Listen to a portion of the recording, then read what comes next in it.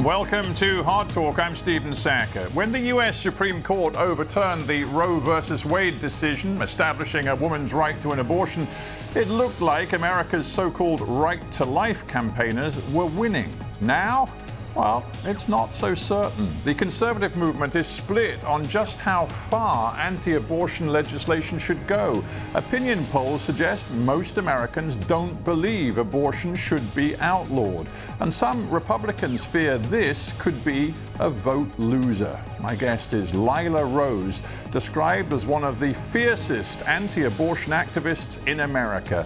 Are her absolutist views turning America off?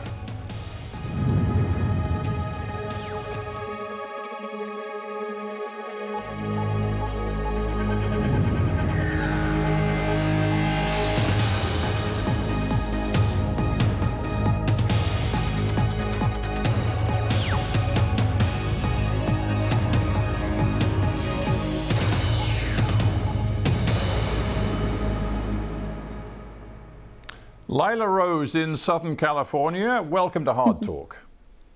Thanks for having me, Stephen. It's a great pleasure to have you on the show. I just wonder if right now you feel you are wrestling with the law of unintended consequences.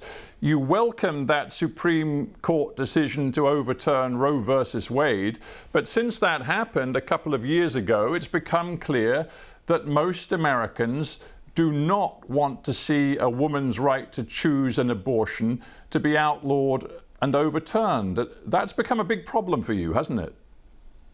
Well, to be clear, the majority of Americans actually support abortion restrictions, Stephen, which is not the case for pro-abortion activists in this country. So those that are bewailing the overturning of Roe v. Wade and, Planned Parenthood and some of these very activistic pro-abortion groups, they don't want any abortion restrictions. And as you know, even in most European countries, abortion is largely restricted after the first trimester. That's not so in the United States.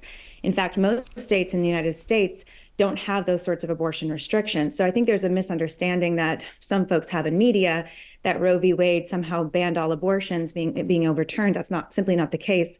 In my state of California, abortion is legal through all 9 months of pregnancy, virtually for any reason. So the pro-life movement is working hard right now to combat the misinformation and to enact restrictions to protect preborn lives. Yeah, but what I'm getting at is that since that Supreme Court decision, states have the right to impose their own abortion laws. Some have chosen to impose the very strictest of laws. I believe I'm right in saying that I think it's 14 states have essentially imposed pretty much a ban on all legal abortion inside their states. And what I'm telling you is that I look at national polling evidence in the United States, and a clear majority of Americans do not believe that abortion should be outlawed.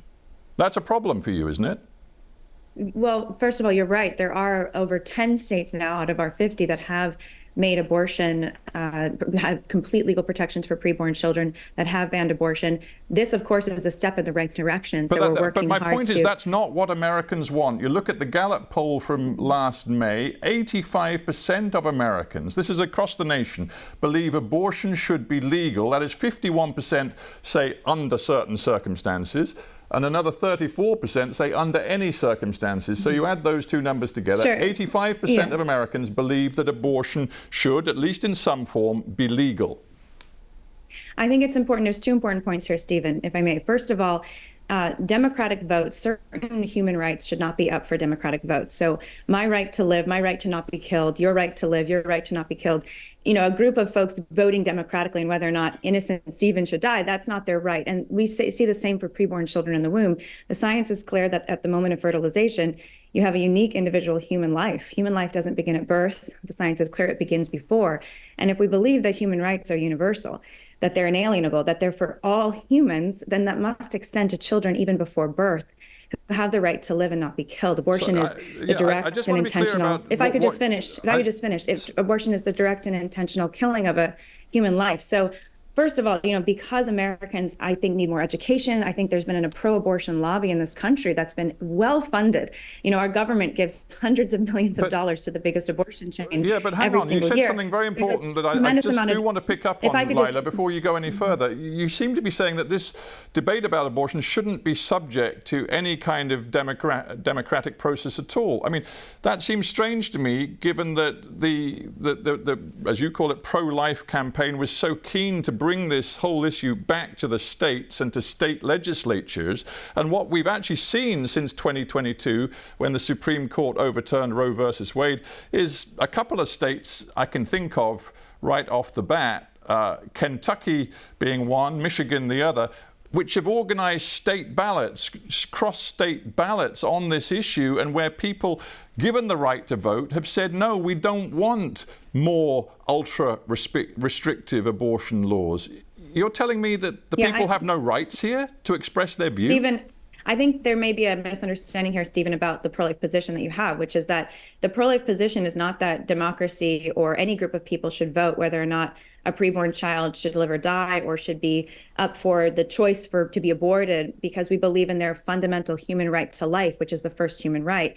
So this idea that the pro-life movement wants different groups of people to vote state by state on which children can live and which children can die is simply not the case. We think all children deserve the right to life, as all humans do. I mean, imagine if democracies were voting on things like whether sexual assault was okay or whether child abuse was okay. These certain fundamental moral wrongs and human right issues are not up for democracies to decide, even democracies that might decide wrongly. So the reality is our movement, of course, is working to restrict abortion, protect these human beings, but it's also working on education, because here's the thing. You mentioned Kansas, there's Ohio, there are these state ballot initiatives in the United States, and there have been tens of millions of dollars poured into these state campaigns by pro-abortion groups who are sending around massive misinformation to voters, telling them that miscarriage care will be banned, women will die, a litany of lies about what these laws would do.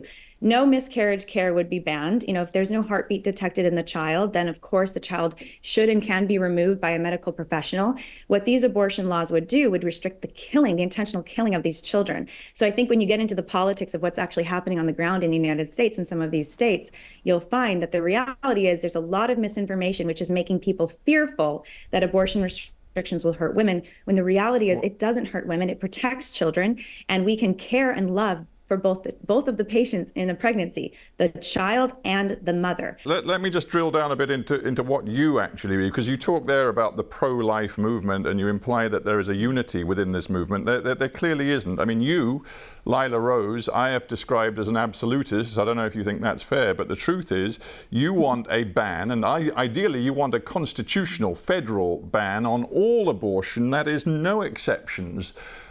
Even if the life of the mother is endangered by the pregnancy, even if the pregnancy is a result of rape or incest or even child rape, you say absolutely no exceptions, and you are not in tune with many other members of this pro-life coalition. I think you might have a misunderstanding, because the pro-life leadership in this country is united that we should have equal protection for preborn lives. I mean, what does it mean to be pro-life? It means to say that all human beings have the right to life, that regardless, you mentioned rape and incest, horrific situations, absolutely horrific. And in that situation, the survivor of the rape or the incest violation should get support and care. We need to have serious penalties against the aggressor in that situation. But the pro-life movement would say the child that might be conceived in an act of sexual violence is still a human life. They still have rights, and they shouldn't have the death penalty, be given the death penalty, which we don't even allow for rapists in the United States. That's not permitted. Why would we give the death penalty of an intentional abortion on the child who's conceived in sexual violence? So the pro-life leadership in this country is united that pro-life means complete legal protection for the preborn child. I just want to quote you a very recent example just from the last couple of months. Amanda Zarowski, a Texan woman, she became pregnant, and then she was told that she needed an abortion because her waters broke after only 18 weeks. There's no way that the fetus was going to be viable. and she needed to have that baby medically induced, even though it was clear it was going to be dead. But because the doctors were operating under Texas's new restrictive rules, and because they could still detect a fetal heartbeat, they were not able at that point to offer her the medical care she needed. So as a result, she went into septic shock. She nearly died. She ultimately delivered, of course, the dead baby. But because of the extra trauma that she'd experienced, her fallopian tubes have been irreparably damaged. Now, she says that the treatment she received as a result of Texas's new restrictive laws was an outrage, completely unacceptable, and many Americans will empathize. Clearly, you do not. You misunderstand, and you're misreporting that case, Stephen. What happened in that case is that in the state of Texas, if there is a medical emergency, then early delivery may be permitted. And that's what the state law says. And the reality is, in many cases where water begins to break, there can be bed rest, there can be situations where there's continued care and monitoring, and that baby could have been delivered. So I think it's very important. There's a lot of misinformation swirling by pro-abortion groups who are trying to fearmonger women and try to tell women that they need abortion. They need abortion to survive. When the reality is, in medical care, and this is the opinion not of myself, but opinion of thousands of medical experts and obstetricians and gynecologists, there are ways to care for both mother and her child. And you do not need to intentionally kill the baby, directly end the life of the baby in these high-risk situations. You may need to do an early delivery, and that can be done, and it is permitted in Texas under medical emergencies. So you can bring up these very tragic cases that unfortunately have a lot of misinformation associated with them that are designed to scare women. But the reality is that's not the state of the law in Texas, and that's not the state of the pro-life position either. You describe yourself as and this is a quote, anti-abortion feminist. In what way are you a feminist? Yeah, I mean, it depends how we define feminism. So I'm not sure where you're getting that quote from. I think if feminism is true equality under the law for women and men, then yes, I'm proud, as the original feminists supported. I think kind of new age modern feminism, unfortunately, has been hijacked by pro-abortion and sort of sexual libertinism ideologies, and I don't abide by that, of course. I think a superpower as women is that we can bring human life into the world. That makes us different from men. It's a superpower, and it deserves to be respected and protected, and pregnant mothers deserve care and support.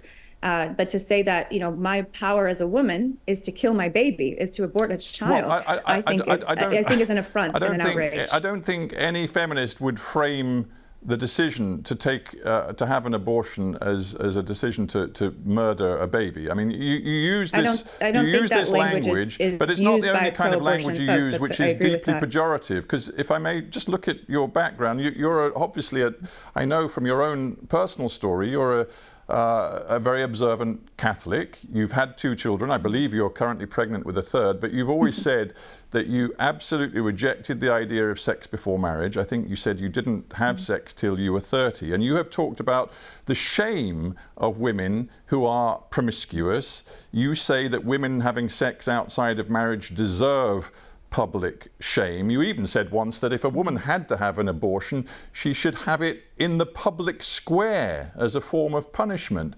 I mean, you bring your own morality to this discussion. You're misrepresenting, Stephen, like you did with the case from Texas, you're misrepresenting a lot of information here. And I've never said that women who have sex before marriage should be shamed. I've never said anything close to that. So you're absolutely misleading your viewers right now. And the reality is I have friends and we work with women from all different backgrounds and walks of life. Our position and the position of the pro-life movement is very proudly that women don't need abortion to thrive, that abortion is the unjust act of violence, lethal violence against a child, and that we can and must do better for women. And I believe if you want to talk about true feminism, that is the true feminist position, to say that we should uplift and uphold women and our ability to mother, and that we should not denigrate it or discard it or treat it like some sort of threat or burden as a society. So if I may, I don't want to belabor this point about shame, would you like me to but why did you say that any woman ethics? Having an abortion should have to have it done in the public square? So if you go back to the context of my remarks from a speech I gave 10 years ago, and my comments in context were saying if America had to see what abortion actually was, what it actually did to that preborn child, if people had to confront or know about the reality of what these procedures actually do, the large majority of people would reject them. And we see that every day at live action, especially among younger people, younger folks, millennials and Gen Zers, when they learn that abortion is not just some euphemism. It's not just disappearing the baby. That abortion is this lethal destruction of the child. I understand your position. It changes a lot of minds, Stephen. Let me just test you on one other stand I believe you've taken. I just want to be clear. And I'd love to respond on your comment about sexual ethics too. I think it's an important one. So when you're ready. We've limited time, and there's important issues we haven't touched yet. One is IVF. The court in Alabama briefly appeared to outlaw IVF treatments, or at least make them very difficult in Alabama, because they suggested that the destruction of a fertilized embryo frozen at an IVF clinic, that destruction would constitute a serious crime. And that's generated a very important debate about, I think, what you call, quote unquote, fetal personhood from the moment of conception, which you apply even to frozen fertilized embryos in an IVF clinic. Are you saying that, as far as you are concerned, that kind of activity, freezing embryos, destroying them later when they're no longer needed, or just leaving them frozen indefinitely, should be outlawed and made a serious criminal offense? Stephen, again, there are some significant inaccuracies in your question.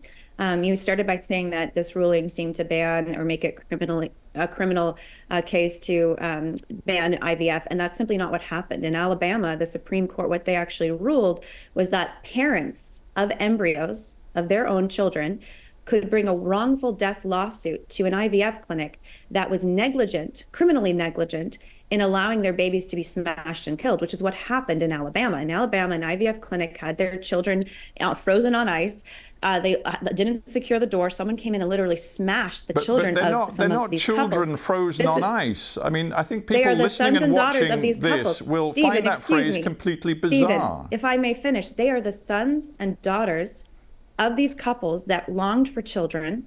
And they longed for these children so much that then when they were negligently killed by the IVF clinic, these parents of their children brought a suit before the Alabama Supreme Court. That's what happened. Those are the facts of the case. I guess the so point to say of that this, these are not their sons and daughters is completely callous and untrue. The governor of Alabama true. Then signed legislation ensuring that IVF clinics could continue their work and wouldn't be liable to this sort of criminal action. You are now angry, as I understand it, with the Republican governor of Alabama. And this is another issue where you and many senior members of the conservative movement, senior Republican politicians, seem to be at odds. You're going to an extreme which even Donald Trump isn't interested in following you towards. To be clear, Stephen, what the Alabama state governor did was to say that there is no legal recourse for parents of embryos of sons and daughters in these IVF clinics that they love and they want so much to bring to birth, that there is no legal recourse for them if there is intentional even or negligent actions by the IVF clinic or others to destroy their children, their embryos. That's what, unfortunately, the Alabama state governor signed into law. Basically, you can operate without any supervision, any regulation as an IVF clinic. You can be as negligent as you want, and your patients, the parents, have no legal recourse. It's an absolute injustice. It also treats human beings, these embryos, as commodities, as material. They're not even treated as material goods, because at least with material goods, people have a sense of property rights. Like I can, have legal recourse if someone destroys my property. They're treated as less than property, even in the state of Alabama in IVF clinics. So it's an absolute travesty that this happened, and that's why myself and many other pro-life groups and leaders have said this is an outrage. And again, the reason for this extreme action by these politicians, unfortunately, is the massive misinformation swirling and the power of the pro-abortion and now the IVF industries. You don't realize this perhaps, but in the United States, there's virtually no regulation of IVF. You can create multiple embryos, dozens of embryos, and destroy them at will. You can do selective reduction. You can do genetic screening and destroy embryos because of their sex. You don't want a girl, destroy because she's a girl. Even in the UK, Stephen, and in other European countries, there is more regulation of IVF than here in the United States. So for you to represent the situation in Alabama as you do is it's not honest, Stephen. several times in this interview, you've said that your opponents on the other sides of the arguments, whether it be about abortion generally or in particular about this IVF issue, you've implied that they have all the money, they are using media access, and that you somehow are the underdog fighting a campaign. This interview is a case in point, Stephen, of how you present the questions I think many and the people misinformation would even in argue your that questions. your movement and many others on the so-called right to life side of this argument are very well funded, have many immensely rich backers of your own, and also have had a very close relationship with the Republican Party. I'm interested now to discuss with you whether you are ready to break with the Republican Party, but in particular with Donald Trump, because you want a federal ban outlawing abortion. You think that the Constitution of the United States has to be amended in some way, or at least the Supreme Court has to interpret it in a way which will ensure that there is a federal ban on abortion. Now, Donald Trump addressed this the other day. He said that he might be willing to back a 15-week federal ban on abortion, but certainly not a total ban. And he also said there would have to be exceptions for rape, incest, life-threatening emergencies. And he explained his position by saying to his fellow Republicans, we have to win elections. Now, given he takes that stand, are you telling me that you're no longer prepared to back people like Donald Trump? Well, to be clear, again, I don't know what research you've done on this. I have not backed Donald Trump in the past. Unfortunately, I don't think his position is the pro-life position.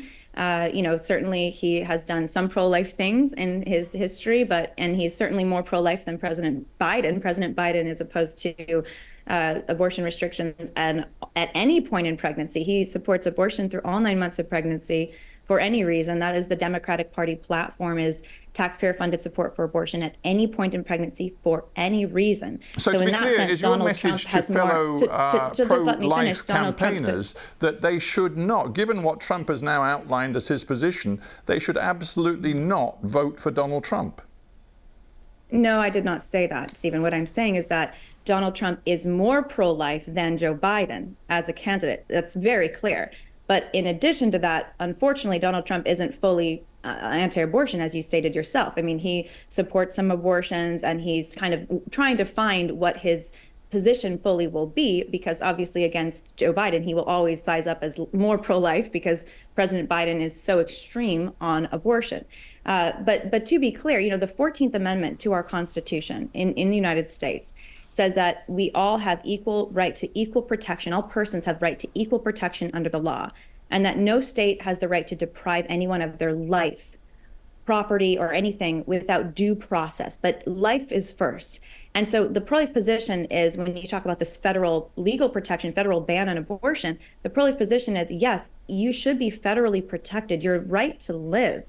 It's the most fundamental human right. It comes first. You can't enjoy any other right without the right to live, to not be killed by lethal violence when you're innocent. Right. That is what the 14th Amendment promises. Americans are undoubtedly deeply worried about the toxicity in their political culture. We saw it in the Jan 6th assault on the Capitol. We see it in the Trump-Biden exchanges all the time. You, just the other day, when Kamala Harris, the vice president, chose to visit a Planned Parenthood clinic, you wrote on X, I believe, certainly on social media, quote, even Hitler tried to hide his death camps. Joe Biden and Kamala Harris are proud to support mass murder. Do you think most Americans approve of that kind of sentiment, that tone? Stephen, as I said earlier, I think when people actually learn what abortion does to that preborn child, when people are confronted with this horrible truth, this tragic truth about what abortion actually does to that baby, yes, many people realize this is the killing, this is the murder of a human life, and it should not be permitted. So I think that, again, you can ask these questions different ways to say, oh, Americans side this way or that way, but education is powerful, and people's minds are changing on abortion, and we see this, especially among younger generations in the United States. So yes, at the end of the day, when you have our vice president and the candidate, obviously, to be the vice president again, touring a clinic where they are doing live dismemberments and lethal destruction of preborn human beings, and setting that up as women's rights and praising that, it's absolutely atrocious. And again, the more that people are educated and learn, the more eyes are open to see abortion is a human rights violation. the direct and intentional killing of children. All right. Women deserve better, and we must do better for both children and for women in this country and across the globe. Lila Rose, we have to end there. I thank you very much indeed for joining me on Hard Talk. Thank you.